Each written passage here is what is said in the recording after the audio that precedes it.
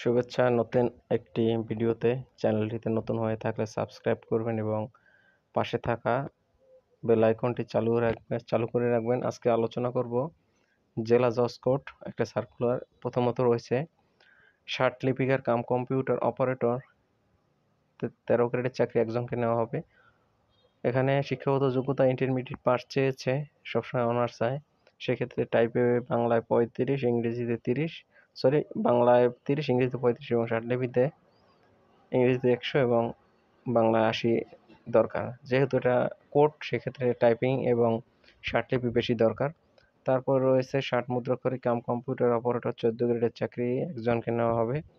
Intermediate pass, টাইপে 25 এবং 30, গতি বাংলা এবং শর্ট হ্যান্ডে 70, ইংরেজি বাংলা 45 থাকতে হবে।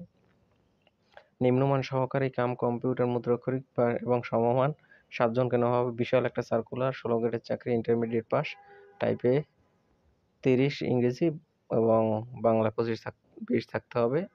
তারপর হচ্ছে গাড়ি চালক একজনকে নেওয়া হবে, 16 গ্রেডের চাকরি, 8ম শ্রেণী পাস এবং লাইসেন্স থাকতে হবে, বৈধ লাইসেন্স। জারিকারক একজনকে নেওয়া হবে, এটা হচ্ছে 17 গ্রেডের চাকরি, 18 গ্রেডের চাকরি, এখানে 10 পাস করতে হবে। অফিস সহায়ক একজনকে নেওয়া হবে, 20 গ্রেডের চাকরি, 8ম শ্রেণী পাস। এটা হচ্ছে জেলা জজ রাজশাহী। এটা আপনারা আবেদন করবেন অফলাইনে, অনলাইনে এর কোনো আবেদনের সিস্টেম নেই। এটা আবেদনের জন্য আপনারা প্রার্থীর নাম হাতে লিখে আবেদন করবেন। প্রার্থীর নাম, পিতার নাম, মাতার নাম, স্থায়ী ঠিকানা, বর্তমান 25/10 তারিখ পর্যন্ত রয়েছে।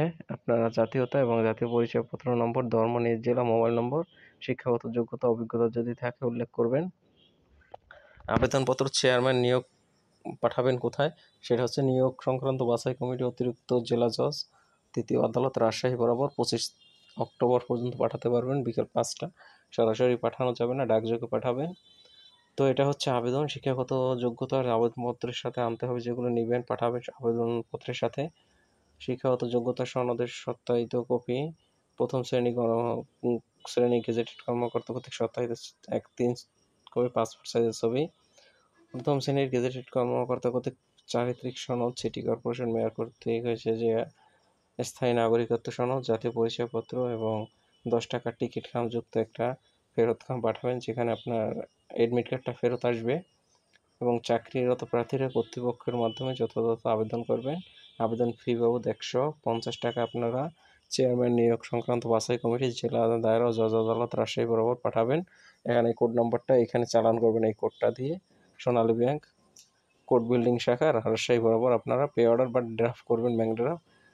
এটা হচ্ছে একটা আবেদনের ফর্মটা সম্পূর্ণ বলে দিলাম। তো চ্যানেলটি সাবস্ক্রাইব করবেন, পাশে থাকবেন। ধন্যবাদ।